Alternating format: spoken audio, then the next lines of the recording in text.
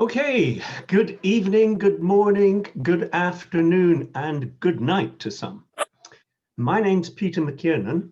I'm going to host this evening for you.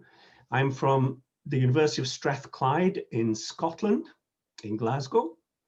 And like many here, we're locked down.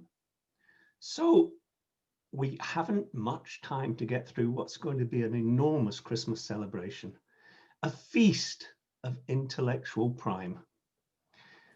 Authors from all over the world talking about their very practical work conducted in a fabulous scientific way. I'll show you some slides first of all, and then we'll talk through each and every one of our authors. They're all prepared, an 8-minute video. We have Kim Cameron here present, who will be our discussant and ask them a few questions. And hopefully we'll have 5 little shows. And any time later, we might also have a Q&A. So here I am sharing my screen with you.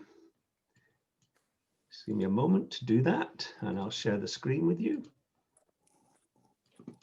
Here I go. I presume you can see that. Thank you. So welcome everybody to the IACMR RRBM prize-winning publications. This is the 3rd in a series and the final one in the series. The other 2 are focused on prize-winning articles. We're going to pick up on that theme by including a couple of prize-winning articles, and then we're going to move on to the books. I'll chair the session for today. Our publication discussant will be Prof. Kim Cameron from the University of Michigan, and our executive producer, Professor David Zhao from Arizona State. We'd like to thank all the RRBM board members for support and encouragement in putting this session together, and for Eroi Tang for fixing everything that seemed to go wrong along the way. A wonderful support person to have with us. Now, just informing everybody that the session will be recorded. If we have any problems with that, could you perhaps shout out now, and then maybe we can fix that. In particular, the authors I'm referring to here, if they're happy with that, that's the most important thing. Okay, no shout outs. Let's continue. So just a reminder of the RRBM, the Responsible Research and Business and Management Principles, which these articles and books have so splendidly filled. All of these principles around giving a service to society, switching academic work away from theoretical discourse, away to seeing what's what and what works and what's pragmatic and what add value to the society around us. A reminder of the 6 principles that support the service to society. Clearly a lot of involvement of stakeholders, both inside and outside of academia. A value for basic and applied research. The issue of pluralistic work in terms of methodological approach, a method approach, and multidisciplinarity and interdisciplinarity underneath that. Obviously adopting a sound methodology to help us to escape from the adverse criticisms of big lies and little lies in our research process. Broad dissemination, not just articles, not just 4-star articles, but books and book chapters, working papers, but also the much broader social media, the press, and perhaps TV. So a number of particularly refined principles which provide a service to society and overcome the criticism we've had in the business and management research, which has focused almost entirely on scientific process and utility. So here are our prize-winning articles by Gail Whiteman and William Cooper on decoupling rape in AMD. We've got Eric Zhao's work in organizational science. We've got Jill Purdy and Barbara Gray's work in the book by Oxford University Press, Robert Schroeff's work in the Emerald Publishing book, and Howard Thomas's work in Inclusive Growth in Emerald also. So if I could ask, as politely as I could, for the first presentation, is William available to present just now? I think Gail's going to start. Oh, great. Gail's here as well. How wonderful. It looks like her. Gail, welcome. Welcome. I'm sorry, I've just got off medical leave. I had surgery a couple of weeks ago, so forgive me for being a little bit incognito. But yeah, of course I wanted to dial in. And if I am a little fatigued, it's not because I'm not deeply honored to receive the award and just also to be in such fine company with all of you. So thanks. I really just want to show a couple of pictures if I could. Am I allowed to share a screen? Peter, and how long? Bill wants to say a few words. We're going to split it. So I think it's 8 minutes and I have 4 and he has 4. Is that correct, Gail? Yes. Okay. So let's make sure that I don't go. I can talk forever about this paper. It certainly took us forever to write it. So I'll share a screen. Okay, and then is that sharing? Am I sharing?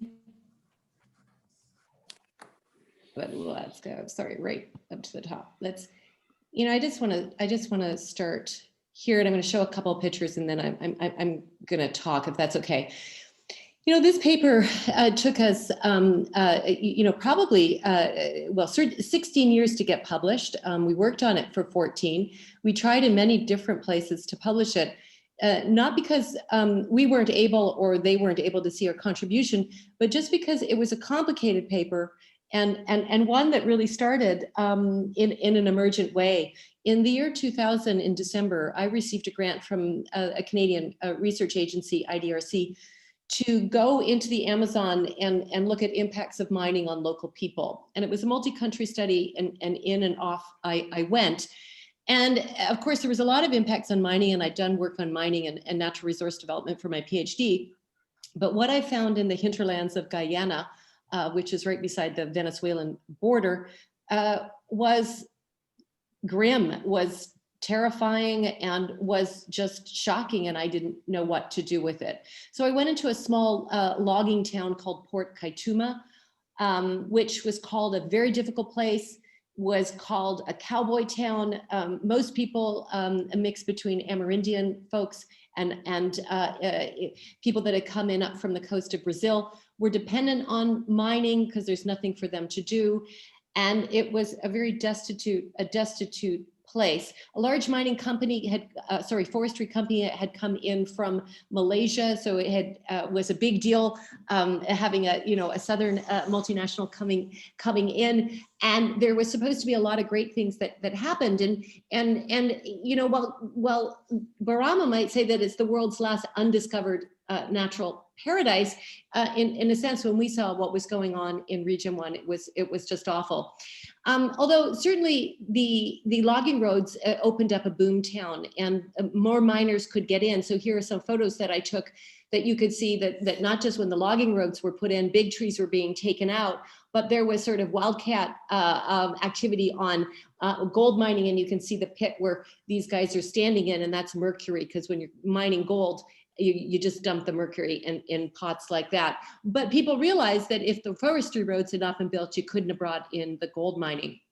And there's just one of the ports, and here's a bit of a close-up. It's pretty unsafe conditions. But when I started to talk to the local Amerindians, what just overwhelmed me and took me many years to deal with was the egregious impacts on Amerindian women and girls, where there were so many stories of gang rape of women and children, realistically. And it wasn't just once or twice. They actually had a phrase where They called it, they bank the woman or the girl. And I'm not going to read out the quotes. Anytime I read out these quotes, I have to confess that I usually start crying. So what I am going to say is that I came back and was concerned. I wrote a case study on this. I published this in a book with Fred Bird on corporate social responsibility, but it haunted me. And it particularly haunted me when I found out a couple of years later that the company was pursuing Forestry Stewardship Council certification for good practices. And I was shocked. I was like, no way are they going to get this. And of course they did. They received it. And there was a big NGO push against them. And a lot of the case study that we did really dives deep into those documents and the many conversations that I had with the auditors, with the execs, with local communities, with Forestry Stewardship Council, and so on and so on. And nobody could shake the idea that this company would deserve certification because there were loopholes in the FSC certification process. They were actually certifying, they'd left region 1 and they were certifying a new region, which they hadn't done anything in. So they looked pretty clean. And I just thought, wow, that's one massive case of decoupling. But whose fault is it? Is the company's fault that they build logging roads and that their employees may gang rape women and girls after hours, or illegal minors come in on their roads and gang rape women and girls? Is that their fault? Whose fault is it? Is it because the government doesn't have police? And how do we deal with that? So we came up, I think, with some conceptual ideas, which thankfully had so much review on them that they became robust over time, which is this idea that you can have this massive systemic decoupling that could happen across a loosely connected set of actors. And that, in fact, corporate social irresponsibility was something we didn't know a lot about and was not a firm level construct, it was a system level, or certainly macro organizational constructs or interorganizational construct. Now I'm going to stop there and leave it and push it over to Bill, who can probably make a little bit more scholarly sense of it. That was always our division of labor. Thank you, Gail. Welcome, Bill. Thank you. I'm going to depart from that. Just 4 quick things. Barama and Samling are no longer operating in Guyana. They've moved on to places like Myanmar, where they're doing much the same thing that they did in Guyana. I want to at least make note of the role of emotions in doing this work. I think it's fair to say that Gail was upset, if not furious, by the sorts of things that she found. Anger certainly ran through part of the writing up of the process, including dealing with rejections. The third thing I wanted to point out is this paper benefited enormously from a rejection by Michael Pratt at ASQ. I hope you're noticing that, Mark David. And he gave us lots of advice about how we could craft a more coherent paper, which we then sent to Discovery, and Peter Bamberger and Chet Miller did a wonderful job of shepherding us through the process. Fourthly, Gail and I have worked together for maybe 25 years. I'm now retired, and so we're not doing a project together. But I do want to say something about her personally. She's a remarkably gifted person. She's adventurous and courageous. It's been a treat for me to work with her. It's one of the reasons that some of us get into PhD education work, is the hope that we will work with a person who is truly transformative, and Gail has been that for me. So thank you, Gail. Thank you, Bill, very much indeed. Wow. Thank you, Bill. Most welcome. May I now hand over to Kim to ask 1 or 2 questions about the paper? You're still on mute there, Kim. It's a fatal habit from Zoom. Thank you, thank you.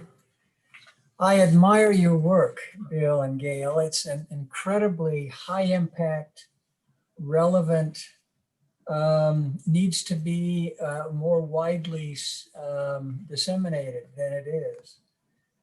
Anyway, and so I hope, in fact, that you'll expand the work. I hope you'll make a book out of it or whatever it is that you can do that is not limited to 4 minutes or a single academic article on 30 pages or something.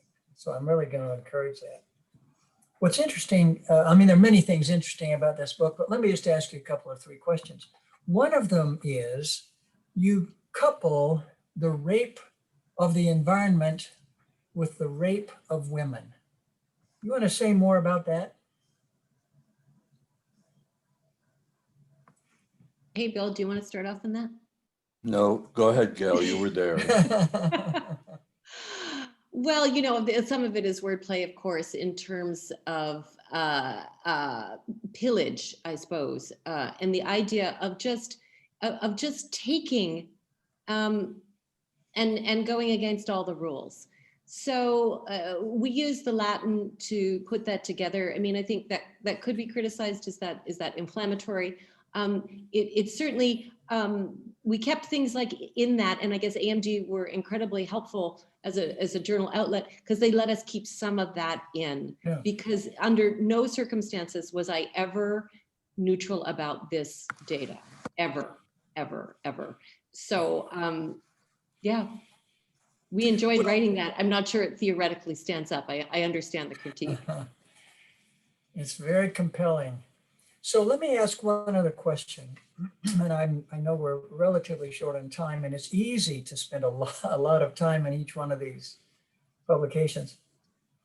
One of the points or one of the issues in the paper has to do with certification.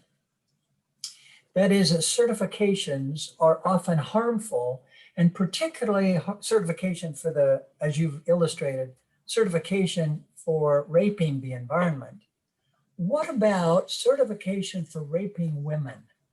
Is there a certification, that is some official way to go about legitimizing this activity? That's normally what certification is. So you want to say a little bit more about that? I guess there would be, you know, the Declaration of Human Rights does try to certify the fact that there's certain basic rights that are unalienable, and they're not, should not be broken. I have actually the Declaration of Human Rights inside my academic toga. I put that as the inside. So I believe in that kind of principle based. At the same time, I think what I found with this story was that nobody wanted to talk about it. So it was the collective organizational silence of it's not in our sphere of responsibility or governance. And that became this institutional way of certifying corporate irresponsibility by default. And that was just annoying and frightening, and also because it wasn't the only case of it. So thank you for the encouragement to do a book, because I don't think this case is isolated, not just with Barama and Samling. There's lots of companies that have been taken in mining to court for you know, pretty bad impacts on human rights, including gang rape and murder of local people. So for me, the story was not about certifying good conduct. It was about how do these institutions actually somehow implicitly allow and legitimize these gaps in governance, even and refuse to investigate. Literally, FSC was like, yeah, we don't have the staff to do it. That's not good enough. That's just simply not good enough. And I think that's, for me, was one of the things that made me the most angry. And also the other thing to add in there was I also felt as an academic that I had all these stories and I should do something with it. And I was never quite sure that what I was doing with it was ever going to help the people that had been hurt by the story. And from that perspective, that almost guilt still haunts me to this day, 10 years later. Thank you. Well, thank you. I hope there's lots more said about this in writing. I hope you'll expand it. So Peter. Thank you. Thank you very much indeed, Kim, for those questions, and Gail for articulating with so much emotion, and Bill with so much wisdom. Thank you. Now we turn to our second article, which was in Organizational Science by Eric Zhao. And the title of that article is Taking Trade-offs Seriously. examine the contextual contingent relationship between social outreach intensity and financial sustainability in global microfinance. Eric, you're going to say something about this now.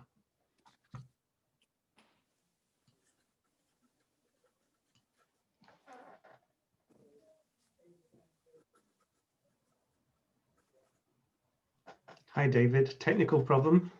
Yep. Sorry about that.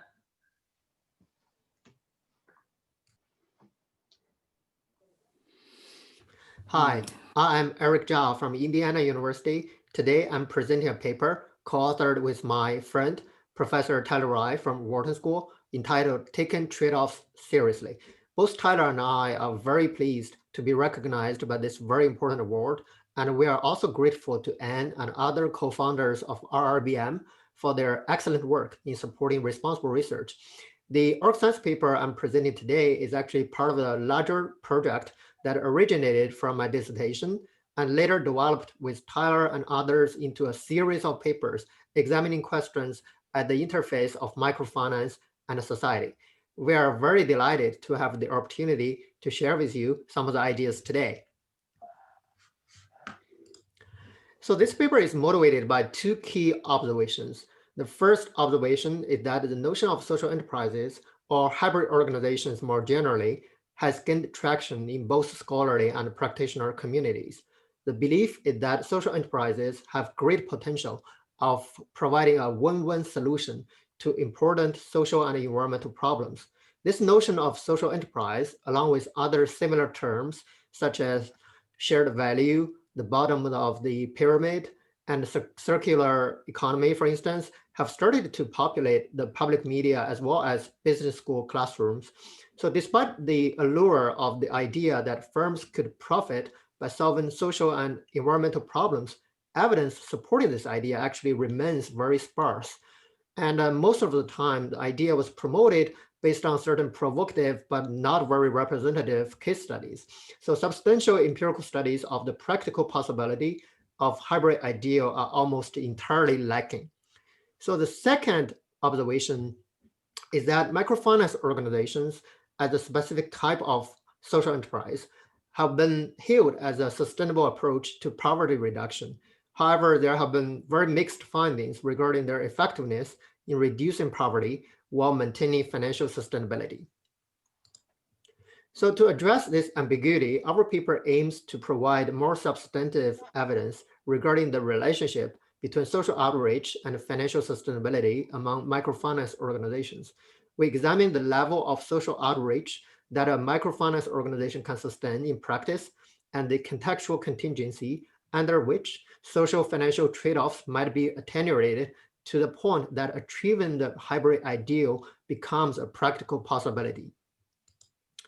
So to answer these questions, we first draw on examples offered by extant studies to develop a simple integrative framework comprising mechanisms that link social outreach to financial sustainability. And we argue that this can be used to predict social financial trade-offs in specific social enterprise contexts. We then apply this framework to predict the baseline relationship between the social outreach intensity and financial sustainability of microfinance organizations. So in the context of microfinance, two mechanisms, repayment risk and operating efficiency, loom large. This is because lending to the poor entails working with clients who lack a credit history and who are short of numeracy and literacy skills required to manage and repay loans. A lot of these clients also live in rural or semi-rural areas who are very difficult to reach and communicate with at first place. All of these considerations make the poor risky borrowers and also make them more costly to serve. To deal with these risks, microfinance organizations often need extra time and effort to reach these clients and to gather client information and evaluate their credit worthiness before issuing a loan. As a result, microfinance organizations that focus on the very poor may face higher transaction costs and have reduced operating efficiency. Overall, higher lending risks and lower operating efficiency make it extremely difficult for microfinance organizations with high social outreach intensity to be financially sustainable. So given this baseline prediction that social outreach intensity is on average negatively related to microfinance organizations' financial sustainability, we next examine how this trade-off actually varies across organizations and contexts. So to this end, we draw attention to factors that may work through the two mediating mechanisms discussed earlier, that is lending risks and operating efficiency, to shape the relationship between social outreach intensity and financial sustainability in microfinance. The first factor we look at is the extent to which focusing on the very poor makes it more likely that an MFO will face cultural barriers as it pursues its social mission. We argue that cultural barriers to outreach will be more salient when loan officers and borrowers come from different social groups and when there are strong antagonisms between these groups. In particular, we expect that the higher the level of intergroup discrimination in a society, the more difficult it is for loan officers to interact with poor clients who normally come from very different backgrounds, who often come from very different social groups, for instance, because there will be stronger barriers for them to establish communication and coordination, for them to build trust, and for them to work out a solution when conflicts arise. These challenges will in turn increase the transaction costs between the two parties, as well as increase the repayment risks. As a result, the baseline negative relationship between social outreach intensity and financial sustainability is amplified in contexts with higher levels of intergroup discrimination. So in contrast to this intergroup discrimination that amplifies the negative baseline relationship, we expect both the nation's market supporting institutions and microfinance organizations' professional management practices actually will help smooth the transactions between loan officers and borrowers and reduce lending risks. This is because stronger market supporting institutions reduce information asymmetries, formalize exchange relationships, and increase the likelihood of loan collateral. All of this will help ease the burden of serving the very poor. Similarly, professional management practices enable formal lending policies, technical training for loan officers, and performance evaluations. All of this will help loan officers to quickly and efficiently evaluate loans by applying codified knowledge and standardized assessment tools. So stronger professional management practices, therefore, should improve operational efficiency and reduce lending risks for microfinance organizations lending to the very poor clients. Overall, we expect negative relationship between microfinance organizations' social outreach intensity and financial sustainability is mitigated when a country has stronger market supporting institutions and when the microfinance organization has stronger professional management practices. So we tested all of these hypotheses using data collected from the microfinance information exchange, merged with country level data on discrimination and market supporting institutions. We also supplemented this archival data with firsthand interviews, as well as surveys we conducted with microfinance practitioners. Our analysis of panel database of 2,037 microfinance organizations across 115 nations between 1995 and 2013 provided strong support for our predictions. So our research actually exemplifies several of the RRBM principles. Here I just highlight a few. So speaking to principle number 1, our findings indicate that the utility of social enterprise as a tool for addressing societal issues is highly variable.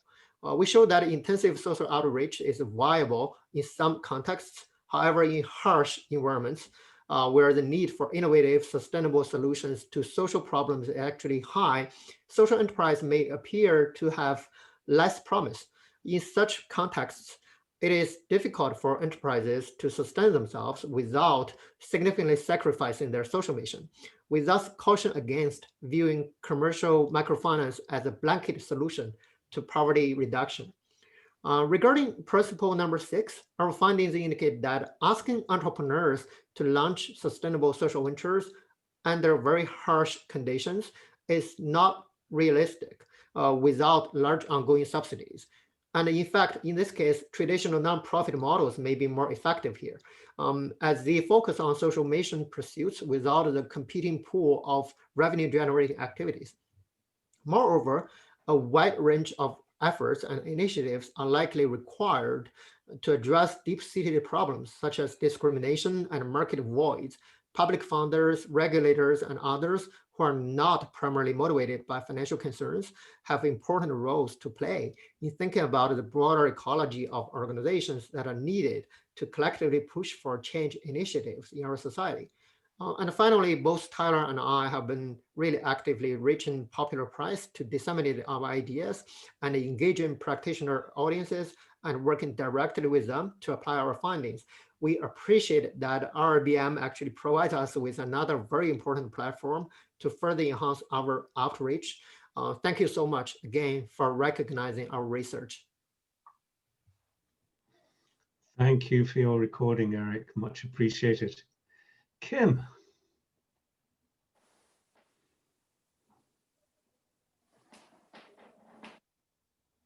So Eric, I wanted to ask if you had other comments before I ask you questions. Anything to add to that, or anything in your mind that you would like to have said?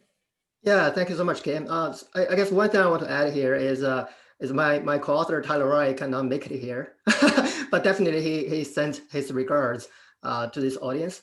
So I really enjoyed working with Tyler, and we actually graduated from the same school and shared the same advisor back in Alberta. We were a couple years apart, and it has been really productive journey collaborating on these different papers. Thanks, Eric. Well, it was impressive research, as you can expect. And the reason is so much publicity has been favorable about Grameen Bank and microfinance in a number of ways, funding a bunch of women who make rugs and sell them at Disneyland and make lots of money and so on. So this really creates a much more nuanced and complete picture. One of the questions I had as I listened and actually read the paper is, what do you prescribe if it doesn't work all the time? And, among other things, discrimination in the culture or major hierarchical levels in socioeconomic status and so on. If those are inhibitors, what's the prescription? How do you overcome that other than to revolutionize a culture? Yeah, that's an excellent question. I think you are spot on by offering this comment. So when we think about why we did this research, there are primarily a couple practical audiences we try to speak to, right? So the first primary audience here is really microfinance organizations and also those social entrepreneurs who found as well as operate microfinance organizations, right? So for them, basically, I think our findings suggest there's no such a thing, one model fits all, right? So different microfinance organizations located in these different countries and under heterogeneous institutional environments, they may face very different types as well as different intensity of challenges they need to wrestle with. So I mean, the first important thing for all of these microfinance organizations to understand is they do not want to fall into the trap like thinking about all microfinance organizations should follow the same model, right? So the second one is for policymakers, I guess, right? So I guess our results basically means asking entrepreneurs to launch sustainable social ventures under very harsh conditions may not be very realistic, right? Without providing them large ongoing subsidies, right? So in this case, it might be more effective to think about other alternative models instead of focusing purely on microfinance, right? And of course, there's a wider, there's a wide range of efforts and initiatives which need to be taken by these different stakeholders like public funders, regulators, and all of them need to work together collectively to push for some change initiatives at a society level. So, I mean, if you think about more specific prescriptions for microfinance organizations, I mean, of course, some of the challenges are beyond their control, right? So they need some collective effort, really beyond what one single organization can do. But I think at the organizational level, there's certain things they can do. For example, really try to enhance their professional management, right? So put in place some mechanisms really helps them to reduce their operating cost, even if they're working with highly risky customers who need credit the most, as well as try to think about whether there are some mechanism in place for them to reduce potential conflicts as well when they started working with the clients, right? So all of this really helped them to lower the barrier, right? So to help them reach those customers as well as work with those customers successfully. I guess beyond that, I think it's also very interesting for us, like business school professors and students, to think about this. What is the implication here, right? So for us, the notion of social enterprise, like you said, the notion of social enterprise, hybrid organizations, more generally, as well as these other ideas like shared value, right? Doing well and doing good. It pays to be grand, right? So all of these notions have started to gain traction in not just the public media, but also in this business school classrooms, right? So for example, I teach classes here at Kelly School. A lot of topics I cover, it's about the interface between strategy and society, right? So I use companies like Patagonia to really drive home the idea like firms can become profitable while being environmentally friendly, right? So I talk about PepsiCo to illustrate the idea of pursuing financial performance with a purpose, right? But I guess, the message is out of my article with Tyler here is, it's equally important for us to hold our enthusiasm in check and take a step back and really, have a more sober view of these ideas, right? So we really need to understand that not all firms can profit equally by solving social and environmental problems. So we definitely need to gather more systematic evidence regarding this relationship. Thank you, Eric. Peter, should we move on or another question?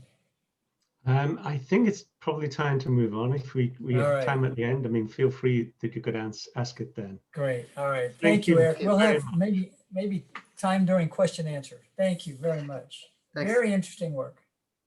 Thank you, Kim, and thank you, Eric, for your enthusiasm and your sober approach to that. And that's kind of quite convincing. Now, that marks a little bit of a, let us say, a release from the articles, which we've been now treating for 2.5 of our sessions. Moving on to the books, and I'm delighted that the RRBM have decided to praise the books as well as praise the articles here, because there was a stage in our immediate past when we thought we'd lost the books and given way almost entirely to a generation of articles. But here we've got 3 fabulous books coming up. The first one is by Barbara Gray and Jill Purdy, and that's entitled Collaborating for Our Future, Multi-Stakeholder Partnerships for Solving Complex Problems. Barbara, welcome.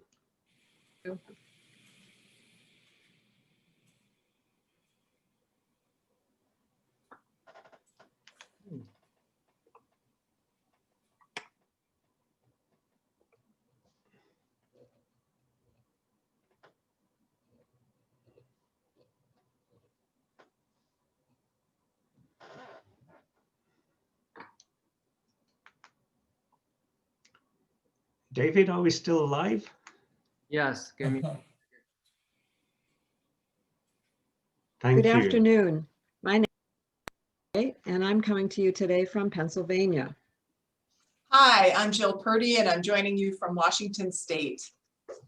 And it's no surprise that we're going to be doing this presentation collaboratively, because that's how we've worked on the book, and that's what our book is all about. We used a number of cases that we drew from across 3 different continents that illustrate a variety of different kinds of problems around which the participants decided to collaborate to form a multi-stakeholder partnership.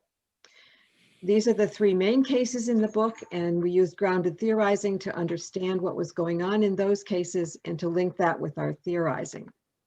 But we've covered many other kinds of cases in the book as well, as the list on the right-hand side at the bottom illustrates.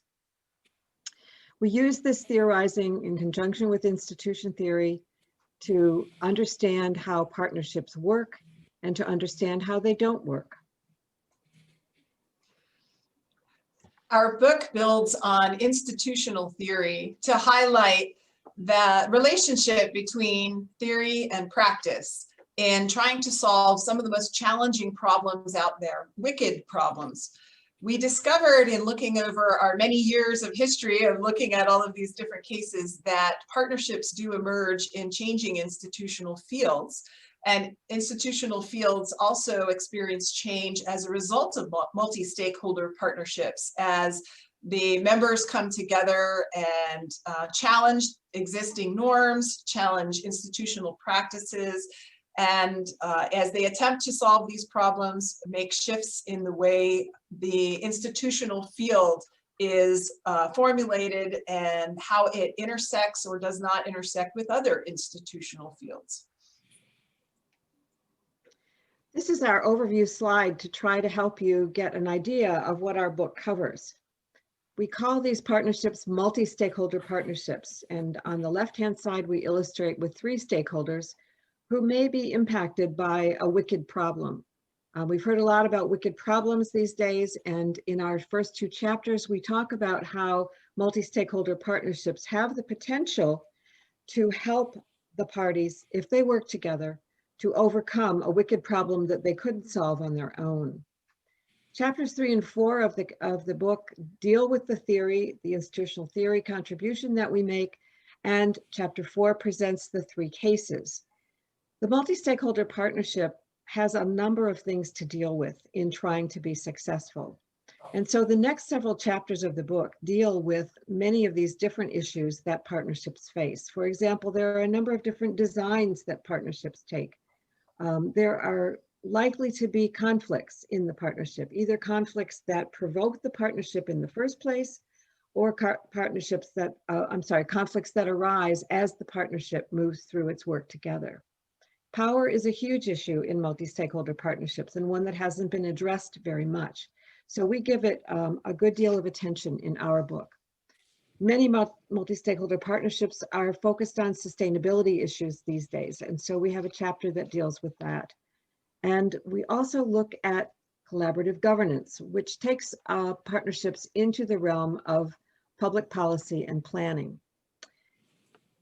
Understanding a partnership's ability to get to its desired outcomes and objectives is another part of our book. And we look at several different kinds of outcomes and impacts that partnerships can have.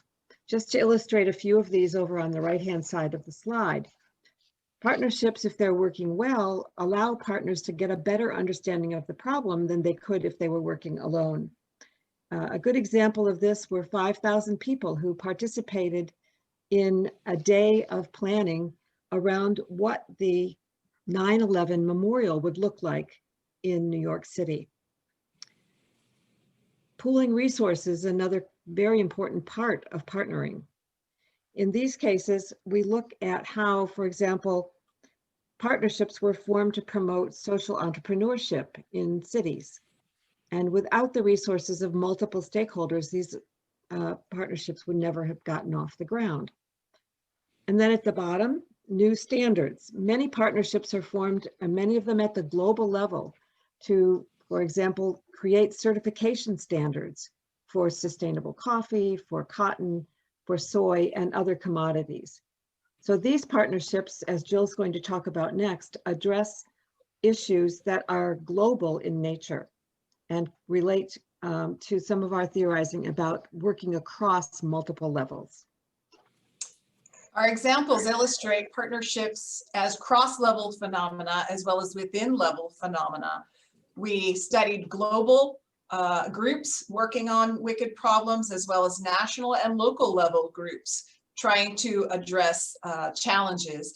And one of the things that we noted and we deal with theoretically in chapter 10 is the cross-level nature of partnerships and the challenges that occur. For example, when groups at higher order social organizing set standards and attempt to apply and monitor those standards on lower level orders of organizing, and recognizing that those parties who may not have been at the table for the higher level discussion may actually choose to not comply and may push back. So there's a whole realm of additional dynamics that come into play when you recognize this cross-level phenomenon. Another key area that we think about and use as the conclusion to our book is really the nature, about the nature of power and shared purposes. So to just pick up on the multi-level issue for a minute, we learned from many other people's research, as well as our own, that it's the smallholder farmers at the very bottom of that chart that Jill just showed you that often bear the brunt of the costs of partnering. So this raises the issue of power and who has power and who doesn't have power. In this chart, we try to start with 4 types of institutional fields that vary in terms of the degree to which the partners have shared purposes and the extent to which they have equal power or differing power. Each of these 4 quadrants represents then one type of field. So take the volatile field up in the left-hand corner, for example. In that field, which is very turbulent, there's neither shared purposeness nor equality of power. So this is not a context in which collaboration is likely to occur. It would be necessary to enhance the power of the lower power stakeholders who'd like to participate in a partnership and move the field to a fragmented field in the top right in order to begin a collaborative partnership. And as you can see, there's only one arrow on this chart going from fragmented to uncontested fields in which collaboration actually can occur. So in conclusion, I want to say thank you on behalf of Barbara and myself for recognizing this book with the award. We are indeed grateful that the book was able to address the 7 principles of responsible research and are honored to be the recipients. So thank you for your time. Thank you so much. Thank you both Barbara and Jill in the joint presentation there. Very well configured and very well timed. Kim, I pass over to you. We need your mute button, Kim. Thank you, thank you.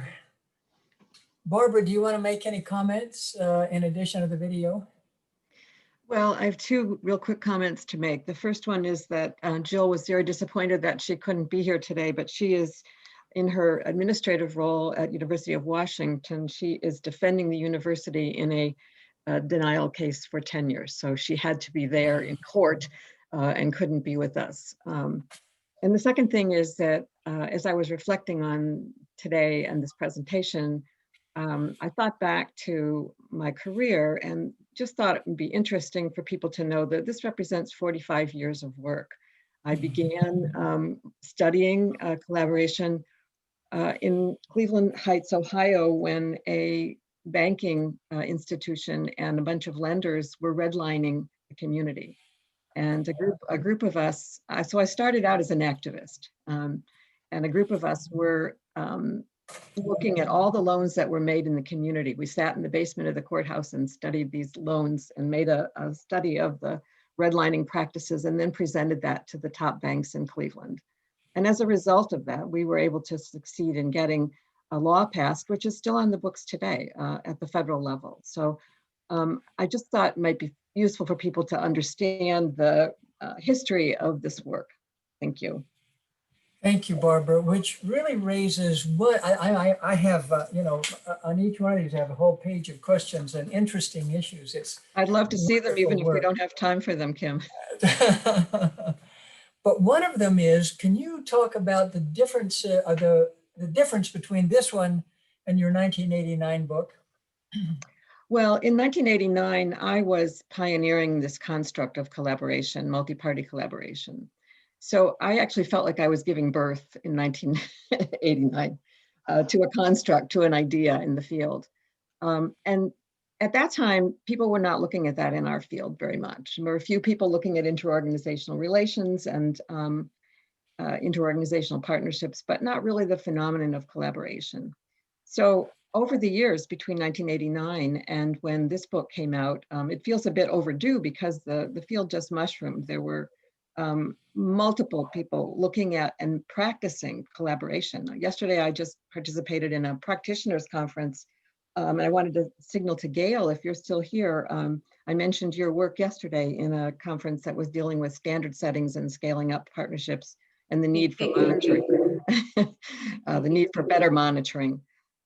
So, you know, the field has just burgeoned, and it seemed like we needed a theoretical framework that we could hang our experiences on. And so that's what really gave birth to this book. So maybe just one other quick question, Peter. I know you're timekeeping. Thanks for that. Barbara, in your book, you mention a number of attributes of collaboration. That is, pay attention to the following things if you want it to be successful. One's interdependence, one's shared norms and roles, one's how to deal with conflict. I had several questions about power, and you've done a nice job of power. Another, learning from one another. Another, joint ownership and responsibility, and so on. If you were to give advice about what I pay attention to first, where are the priorities? If I wanted to actually create a collaboration, I have a son who's has an NGO, he's trying to make a difference with vulnerable children in Africa. So if we were to give him advice about how to foster collaboration, what do you have priorities in mind? Do you have things that are more or less important? Well, I'm afraid I don't have time to answer that question in its entirety. I understand. I think what I would say, first of all, is that if you're going to start a collaboration, the person who's going to be the convener needs to have a sense of, they can't ever be neutral. So I don't want to misrepresent that, but it has that sense of the equity of all the parties to participate and to make sure that the appropriate parties are at the table. All too often, we have collaboration among those of us at the top and leave out the lower power stakeholders. So who should be at the table, who's affected by the issues that are going to be discussed, and how can we give them a voice at the table? And in our book, we talk about different collaborations where those issues were really paramount and sometimes derailed the partnership because that hadn't been attended to. And the second thing I would say, just to get the partnership off the ground, is people need to understand that everyone comes at the problem from a different framing, that everyone's life experience with the issues is different. And so we have to create a space in the conversation for people to understand each other's life experience and understanding of the problem in order to come up with a collaborative solution. And it's from that richness, from that difference, one that you didn't mention that was also in that first chapter is honoring differences, that we can learn from those differences rather than assume we have to agree that when we start out that this is the way we're going to do it. That's not going to work usually. But understanding the differences allows us to find creative collaborative solutions that none of us would have envisioned before. So that is the primary issue, I would say. And it's kind of negotiation. I drew on my knowledge of negotiations theory as well as organizational theory to try to come up with an idea of what those characteristics of collaboration need to be. I hope that begins to answer it. Fantastic. Thank you. Thank you for your question. Send me the other ones. Well, I will. Okay, thank you. Okay, you can share those questions, Kim, later, perhaps. Thank you very much indeed, Barbara. A massive project over such a long period of time. I think in terms of longitudinal studies is one of the longest I've ever heard about. So well done to your perseverance. Now, on to our next book. Our next book is by Robert Sroufe. It's called Integrated Management: How Sustainability Creates Value for Any Business. Robert, or by way of David, the floor is yours. Hi, I'm Robert Sroufe, and I want to thank the Responsible Research and Business Management group for the opportunity to tell some stories today about this research and also for them setting up these awards to begin with.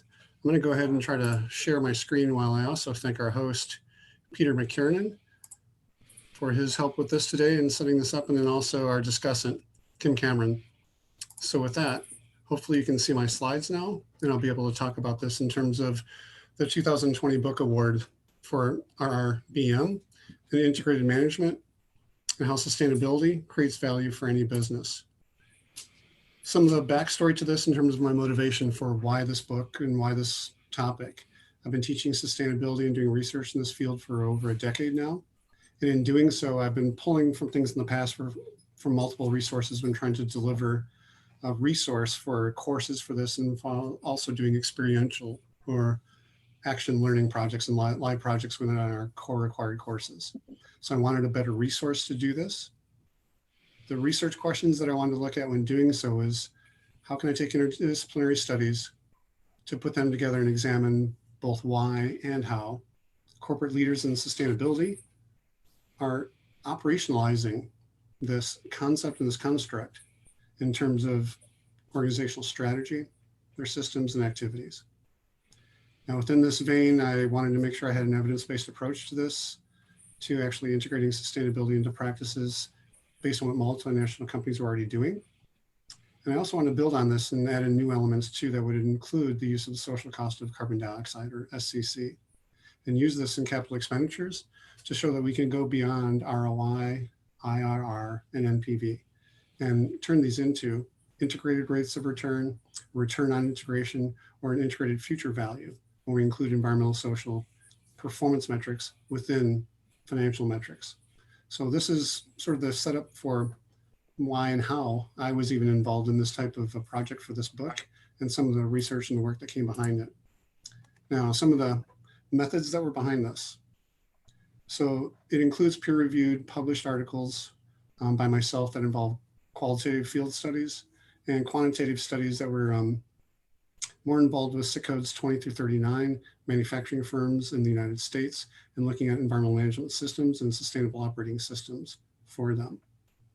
I did this to not only take my own work, but others in terms of the synthesis of seminal work from others in the field and prior RRBM winners even, to show that there's reliability and validity for readers of this resource from a variety of disciplines and professional backgrounds, and that they can use this with some confidence behind it, and that this is already happening.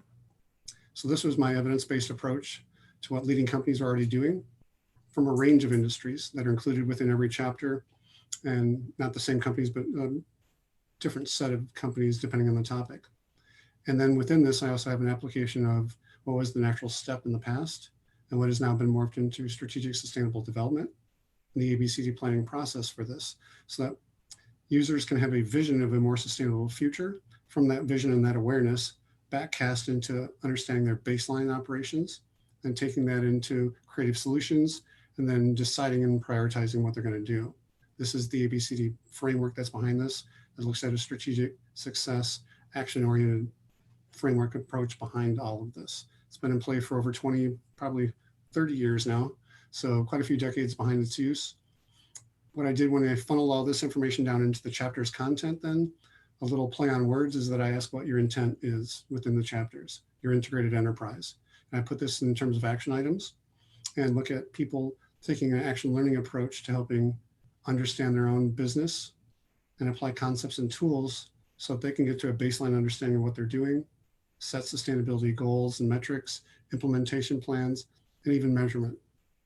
Now within this, I also build on prior research and have guidelines for readers and users of this resource to benchmark their own enterprises and then map their activities into elements of or specific goals for the United Nations Sustainable Development Goals.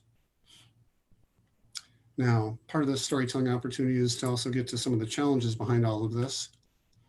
To start, it was access to global leaders. I interviewed 29 global heads of sustainability from multinational companies, including but not limited to Alcoa, Baxter, Bayer, Dow, IBM, Herman Miller, Johnson & Johnson, Procter & Gamble, the list kind of goes on.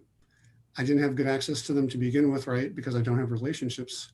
So I had to seek out these people and typically try to do that through things like national or annual conferences for things like GreenBiz, also joining the ARCS group, they're the Academics for Research and Corporate Sustainability in their research, and then also trying to meet some of these people, then follow up with interviews with them.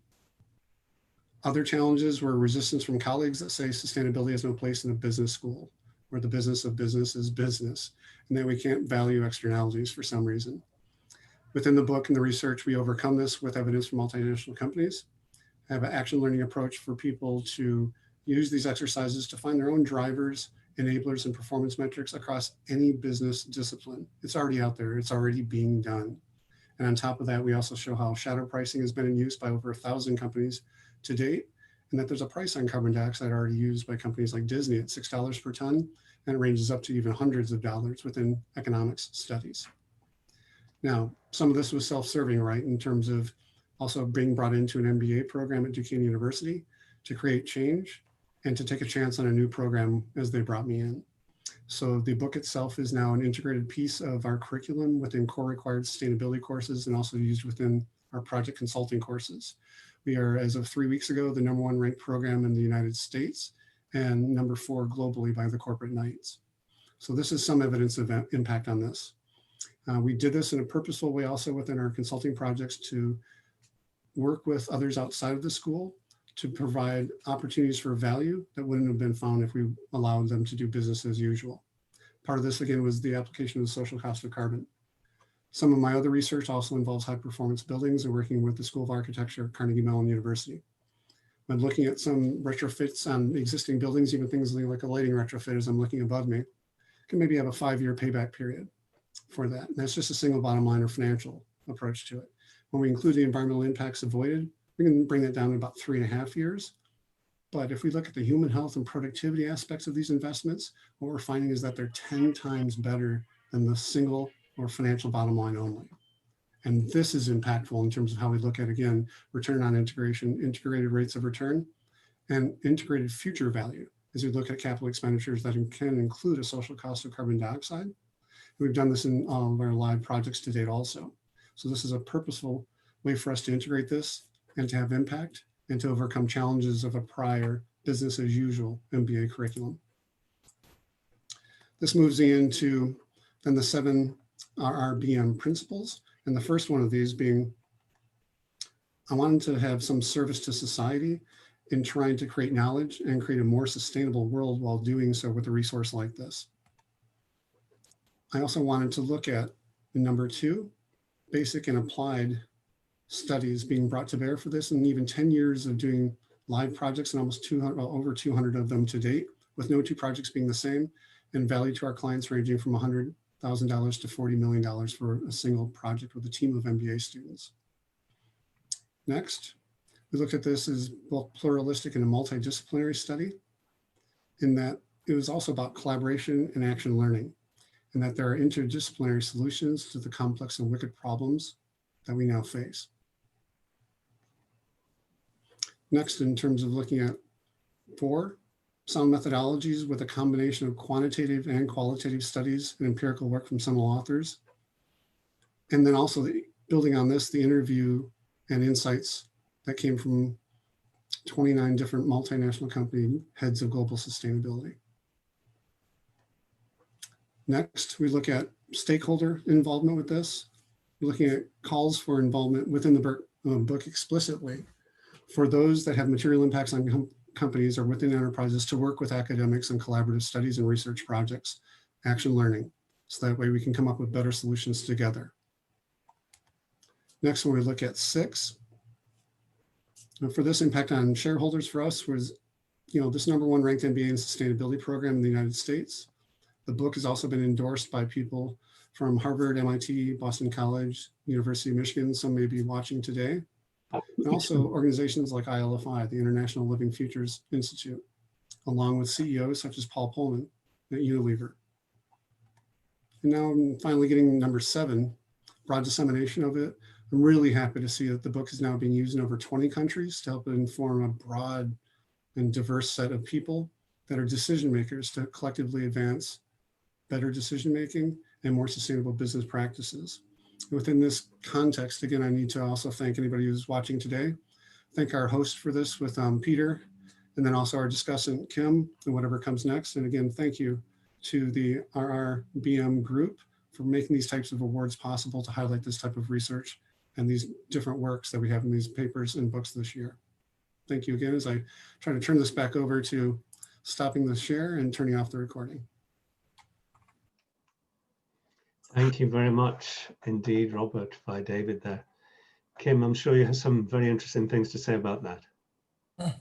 It's wonderful work, and it's unbelievable to have 200 projects, impact of 100,000 to several $1 million, so 40 million. So congratulations, Robert. This is spectacular work. When I was reading the book, I came across, there are many things to ask about. My goodness, this is a major work and has lots and lots of parts to it. You make a couple of statements I just thought I would like to ask you to elaborate on. I think it'd be interesting for all of us.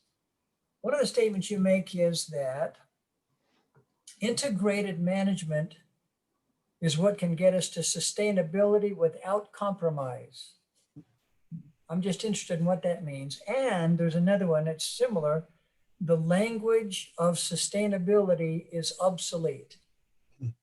Can you talk about what you mean by that? Sure. For the first part of that, for too long, it's been set up as a trade-off in terms of one thing versus another.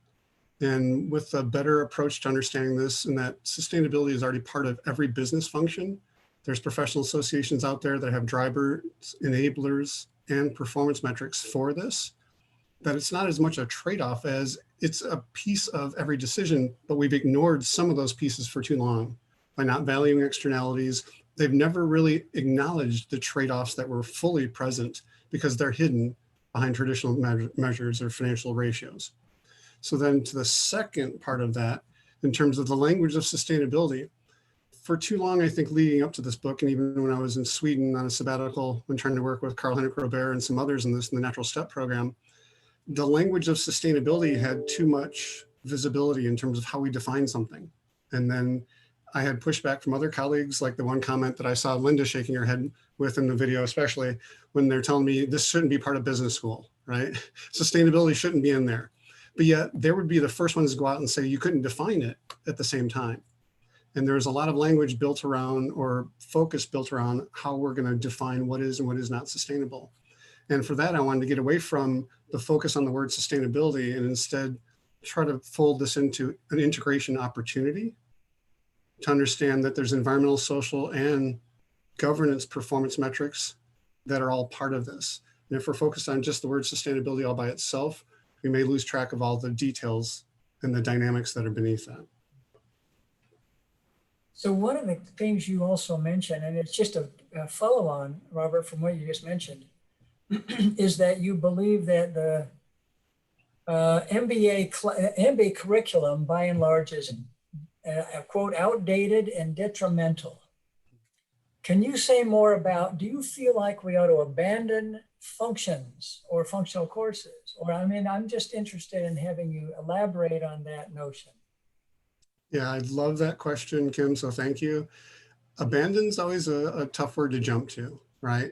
But I'd rather see co-taught classes with an integrated approach to problem solving, where one case isn't just used in an isolated, siloed approach to one class or one function, but instead used dynamically across an entire curriculum and experiences.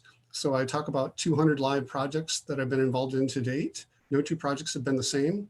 We've even been approached by whole countries to do greenhouse gas emissions.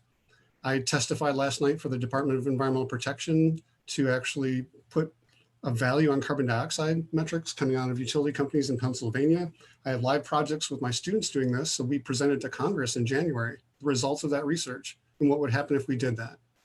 And now I can go back to that same experience with those people and visit that experience every semester and build off of what they learned the first time versus what they learned the second time in reflection on it or a third time in reflection. So it's double and triple loop learning that's been espoused by some at MIT for that approach to it. So in that context, I want experiences and I want to design for experiences in the classroom and not design for functions. That's terrific. Peter, I'm taking cues from you. One more question for you, Kim, there. How's that? Great. It's Christmas. Thank you. Well, I have several, of course. One of the ones that I thought you may want to comment on is we have been talking about sustainability for a long, long time, decades. Sustainability and collaboration have some commonality, I think, by the way, we just heard about. But if you were to identify what's new in this book, that is the contribution that we just haven't paid attention to yet, what would you say about that, Robert? Some of that's getting back to the integrated, rate of return or return on integration. And that when we look at a financial and capital expenditure decision, and we only look at costs, we're only really looking at first cost. We're not looking at the operational cost. We're not including social value created, environmental impacts avoided, or governance that was different in the past. So a purposeful part of this book is to try to fold into this an integrated bottom line. And I worked with Paul Pullman on this. And even when he came out in his blog post 25 years after the triple bottom line, and when he endorsed the book, he said, we should move it to an integrated bottom line. And that financials in the future shouldn't look at just dollars, but instead should include environmental and social performance. So that way we have a better dynamic picture of the decision we're making and its full impacts. Thank you, Robert. Great work, good insights. Thank you. No, thank you, Kim. And thank you, RRMB. Thank you, Robert, very much indeed. Very necessary work, and good to see that it's underpinning the MBA program and making an impact there. So our final book here is by Howard Thomas, and it's about inclusive growth, global challenges of social inequality and financial inclusion. Welcome, Howard. Hi. I assume Hello. David is... Hi. My name is Howard Thomas, and I'm the co-author of this work on inclusive growth, co-author with Dr. Hedrick-Wong. First of all, we want to thank RRBM and IACMR for the award for this work. This book summarizes a range of work that was done on the area of inclusive growth. And the book reports on a range of research projects and field studies that are undertaken in regions of Southeast Asia primarily, and particularly emerging markets, and also in South Africa. I want to thank at the outset, on behalf of myself and Dr. Wong, the MasterCard Foundation for a significant grant for supporting this project on social and financial inclusion, and also the European Foundation for Management Development, who supported this research, as well as the Gordon Institute of Business Science in the University of Pretoria in South Africa, who enabled me to do some work in South Africa. So I'm grateful to all of these people. And now what I'd like to do is to explain what inclusive growth is. From our perspective, inclusive growth is the key to sustainable economic development. And what we've witnessed over the last 10 years or so are two major crises. One, the global financial crisis of 2008-9, and the most recent pandemic crisis, both of which have demonstrated the increased social inequality and social insecurity that has occurred, and has led to a worrying increase in nationalism and populism as a result. We conceptualize inclusive growth as a process of democratizing productivity so that the economy functions for all members of society. As it states on the first slide, it means having access to all the productivity enhancing networks that are important in achieving productive growth in any economy. So let me give you an example. At the top, inclusive growth states it means full access to three sets of networks. Networks of basic inputs, networks of enabling inputs, and networks of complementary inputs. My mistake in mistyping. The network of basic inputs has to do with what you would expect in any growing economy, the right level of infrastructure, roads, hospitals, healthcare, electricity and water, the fundamentals of any basic economy. So schools, education, healthcare, housing, roads, and so on are extremely important. The networks of enabling inputs are what follows from having the appropriate infrastructure. But nowadays, you need the information and communication infrastructure as well. And this includes mobile telephony, it includes the internet and digitization of various different kinds. It therefore requires another set of networks, not just information and communication technology networks, but financial service networks, and the codification of manuals and procedures for manufacturing particular elements, whether they're electronic or physical. And that, again, those things are absolutely necessary in order to achieve sustainable growth. The final element, the complementary inputs, are to do with what one might describe as know-how. The things that you gain from interaction with others, the social networks and the social capital, the professional and training networks that make it clear that you have the know-how and the wherewithal to translate the basic and the enabling inputs into something distinctive and meaningful for that society as a whole. So what we would argue is that inequality results from social and financial inclusion and from a set of what one might call in economic terms, the barriers that block access to productivity enhancing networks. I'm not going to read all of them, but you can detect a linkage to the previous slide. For example, underinvestment in infrastructure and essential services is a real deal blocker if you haven't got the basic roads, hospitals, healthcare, and so on and so forth. So I'll pick upon social exclusion. In many countries, identity or belonging and discrimination exists, unfortunately, such that the person is excluded from meaningful linkage to society. So social inclusion and financial inclusion are inextricably linked.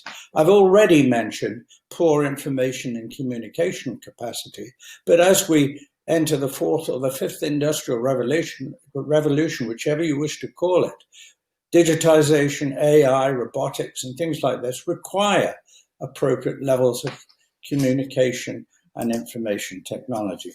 Now, on this final slide, I've tried to indicate the kinds of projects that we were looking at, not only with the MasterCard Foundation and support from others. We have had support from the Citi Foundation in developing financial literacy programs. We trialed them out, first of all, in Singapore, and we've done this for a number of years, and we have pushed them on to Vietnam, where the other thing we discovered was not just levels of financial literacy, but levels of trust in financial networks and financial services. We also undertook a study, taking the second bullet point, a study of fintech startups in Southeast Asia. We collected the data, we did the analysis, and of those fintech startups, only about 10 to 15% were successful. Those that were successful because of customer centricity and the willingness to understand customers and their needs. And the second one was their partnerships with either financial institutions or, and it isn't really and or, it's both, e-commerce companies. I pointed out already the link between financial and social inclusion and the importance of social capital in gaining effective social enterprise. What we have noted as well in a number of other studies is the role of women entrepreneurs. But I'd like to point out one field study, one field research project, which was actually really rather important. We built up communities of practice in farming and rural communities in rural areas of the Philippines, northern Samar actually, where we developed networks such that those farming and fishing communities were able to access microfinance in a way that they'd been unable to do when they sold their crops or they sold their fish to traders who charged them exorbitant amounts of interest. We have also used our field studies to develop case studies in Bangladesh, which had to do with Shua Cash, which is a payment system, Cambodia, the development of water systems, India, in a comprehensive financial inclusion package, which included solar power in the package, and in Myanmar, Philippines, and Vietnam, various different forms of collaboration, in particular in Myanmar, in using social networks to gain acceptance of financial products, and in the Philippines and Vietnam, using social networks generated often by existing entrepreneurs to develop market capabilities for people in rural areas. Now, this is but a sampling of what we've done. What I wanted to say was that the work continues. I have been authorized to say that the work that we've done over the last couple of years since I left SMU in person, we've continued, and a book is coming out from Routledge on social enterprise, and I look forward to sharing that book or the ideas in that book when we talk after the discussant has made comments and questions arise. So thank you for your attention. I hope you like what I have said, and it encourages you to ask questions. Thank you very much. Thank you very much, Howard, by way of David, and welcome Kim back to the conversation. Thank you, Peter. Howard, do you want to follow up? Any comments? Well, you asked the question of Barbara, which, can you hear me? Yes, yes. Yeah, you asked the question of Barbara about how I got into this. I mean, as you know, and I've known you a long time, I am not a lifelong proponent of financial and social inclusion in the way that Barbara seems to have done, if not the world's longest longitudinal study, quite a long longitudinal study. The reason that I got involved in this project in the first place was, as Kim and Peter and others know, that my last deanship was in Singapore Management University, and I've been a dean in Asia Pacific, I've been a dean in Europe, and I've been a dean in North America. And so I wanted to go to Africa. So actually I had a grant and also a final sabbatical to go to Africa, and spent the year 2015, January to December, as a visiting professor in the University of Johannesburg in South Africa, as well as at the Gordon Institute of Business Science, where I worked. The study I was doing on management education in Africa was financed by GMAC, EFMD, and AACSB. But actually, when I got into Gibbs, I found that they had in that place a thing called the Enterprise Academy, which was funded by Goldman Sachs and a few other people. And I got very involved in working with some of the people there, and particularly got interested in the role of women in townships, particularly the townships that surrounded Johannesburg, particularly, as you well know, the Soweto township. So my work there, which had sort of come into embryo, came to the attention of MasterCard by a process I don't really know. But when I got back to Singapore, the Asian CEO of MasterCard approached me to start a grant in social and financial inclusion. And that's how I got into this work.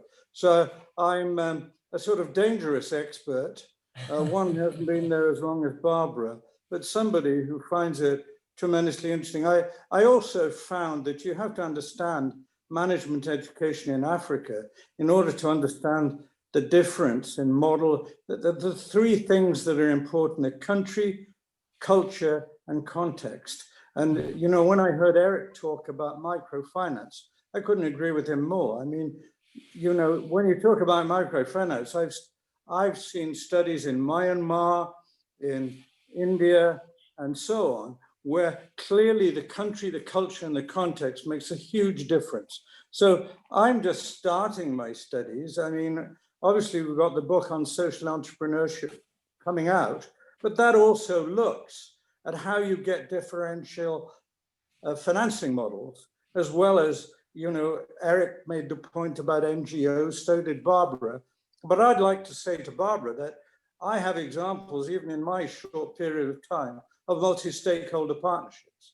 Yangon Bakehouse in Myanmar, for example, was an example of two Canadian women entrepreneurs who could not formally set up a social enterprise, but used a bakehouse to generate the profits. And then they hired women household women, trained them to be bakers, but at the same time took them through a financial literacy program and got them a job at the end of the day. That was an example of a multi-stakeholder partnership that, and I could give other examples. You can probably tell I can talk until the cows come home, which is a function of my Welsh upbringing. I don't stop talking, so I'd better stop there, Kim. Well, you're delightful, and the cases in the book are extraordinary. I'm worried about our time, but let me just mention two things, Howard. One is, I served as a dean once, and I don't know any dean. Well, I now know one who can be an administrator, a dean, and also do any kind of scholarly work at all, because the mindset is so different. Deans are in the business of saying no and raising money, and that's different than trying to ask interesting questions. Well, you've pulled it off, Howard, and boy, I admire you a lot. I mean, you're one of the few people I know that's been productive and sat in that administrative role a lot of times. The thing I was going to ask you is to highlight maybe one of your favorite cases, but I think you've just mentioned one of them about this bake shop, which was wonderful in your book. But because we're out of time or nearly out of time, Peter, back to you. Thank you very much indeed, Kim. Thanks. And thank you, Howard, for your very interesting, wide-ranging country study. Much appreciated. Now, we are scheduled for 90 minutes, but we did book the Zoom time for 2 hours. So if there are questions from the floor to any of our authors at all, this is your chance.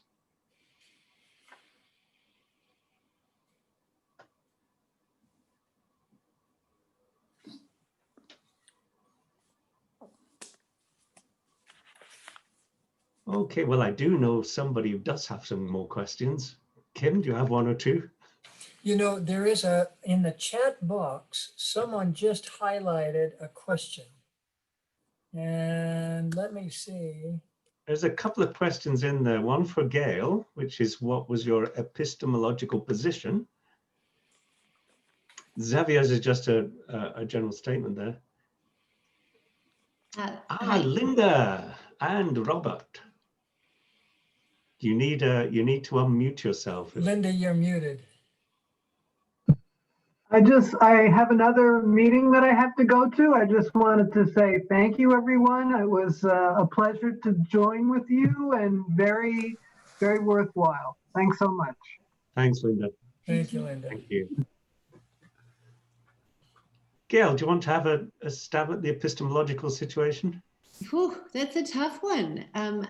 You know, I think so much of this was a very much an emergent story. I'm a qualitative researcher, so I always take a very embedded approach and adopt, certainly for this paper, but a number of other ones, a grounded theory approach. And I think the interesting struggle for me was how best to use my own emotional reactions to the data in a way that did not make it go beyond the evidence that I had. right? So how do you use emotion as a way of actually adding to your analytical lens and deepening that analysis rather than obscuring things that you might not see because you're so emotionally overwhelmed by the data. And I think that was a very useful way of doing it. And I tend to take, because I'm a qualitative researcher, I write everything down, and then separately I write how I'm feeling about it and the multiplicity of emotions, and then bounce it off a lot of people and really try to do, in a sense, what investigative journalism does as well, gather as much data triangulation to try and see what is the story. How do we rule out alternative explanations? And AMD is a journal which looks for abductive theorizing and inductive for qualitative as well. It really demands that. So you have to go beyond your own emotions. That could be a art piece or a magazine piece. But in this case, it's much more, I have to put my detective hat on and really try and ground myself with the data.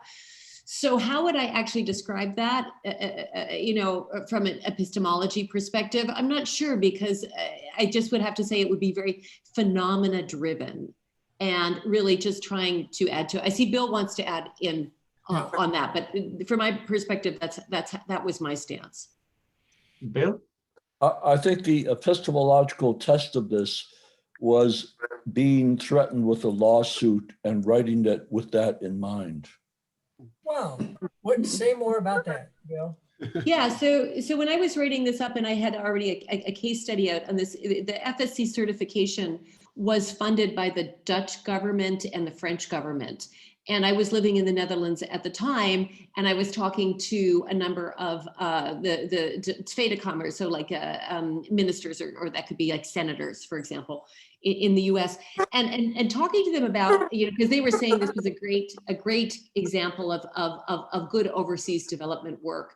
And I was saying, look, you've got to do due diligence on this. So there were questions raised in Dutch Parliament about this, and that they needed to see evidence. And then the Guyanese government threatened to sue me and sent that to the Dutch head of state and the parliament, that said that they would sue me. And that's a pretty frightening moment when you think, now I've got an entire government going to sue me. And just luckily, I had legal insurance. I had checked that box because I thought, well, like, this is basically a slap suit or a scare tactic. And am I going to just fold? And I didn't. I just said, well, here's the evidence.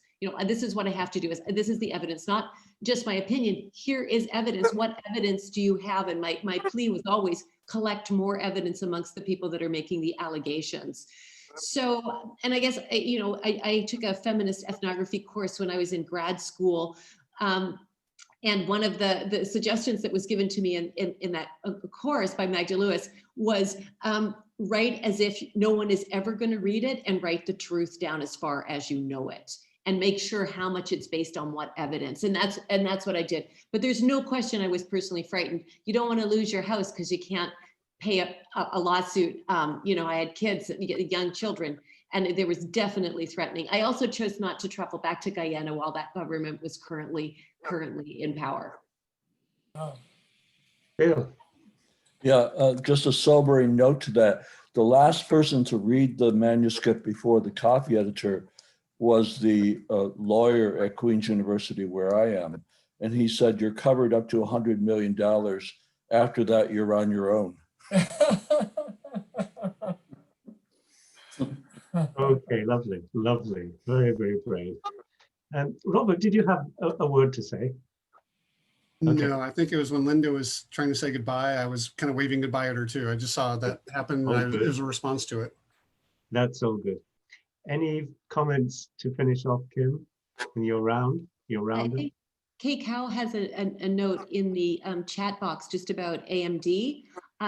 If I could just briefly answer that. I'm not sure I'm saying your name right. Apologies if I've got it wrong, Kay. But I was an associate editor at AMD, and I was very proud to do that. There's a new editor-in-chief with a new editorial board. So I'm no longer on the editorial. I'm on the editorial board, but not an associate editor. And I'm a huge fan of AMD, not just because we published in there and won an award, best paper with AMD with this paper, but also because I just believe in it. I'm phenomena driven, and I think this idea of really starting with the data makes a ton of sense from many methodologies. Yes, I don't know if they'll get into the FT50. I hope they will. Certainly, I'm pretty sure that they'll be releasing impact factors relatively soon. I mean, I just think it's a phenomenal journal. I think Peter Bamberger and Andy van de Ven, and of course, the incoming group are just so fantastic. I was happy to have a very small role. Excellent, thank you, Gail. Kim, any final words from you? Well, nothing profound or pithy. It's just that I admire so much this work. There's, I see, it's easy to see a lot of overlap. That is, themes that run through the 3 books and the 2 articles. And I admire a lot the courage, the enormous amount of energy and effort. It's over time. None of these is a small study where you hand out a questionnaire to a bunch of graduate students in a psychology class. I mean, this is really profound work, and good role models for the rest of us. So I appreciate it. I just enjoyed reading the books and the articles. It was a delight for me. And I probably wouldn't have done it otherwise because it's not the normal stuff I read, but it was great. Wonderful, wonderful, wonderful. I too echo those comments, and people in the chat are also echoing these comments for us. So I'll just share my screen with you just for one last time. I'm very, very grateful for all the authors for giving up time beforehand to record their presentations, and hope they found that worthwhile so they could sit back and listen to themselves and answer questions afterwards in a fresh way. So thank you for all our authors there. Much appreciated. So thanks to the speakers and authors, and thanks to IACMR for supporting us financially. Thanks to the RRBM executive for giving us the opportunity to show the prize-winning wares in front of a live audience. Thanks to both Kim and David for doing a super job. Kim in front of the scene, David behind the scenes. And to everybody here, warm, safe, and very happy Christmas. Until we meet again. Au revoir.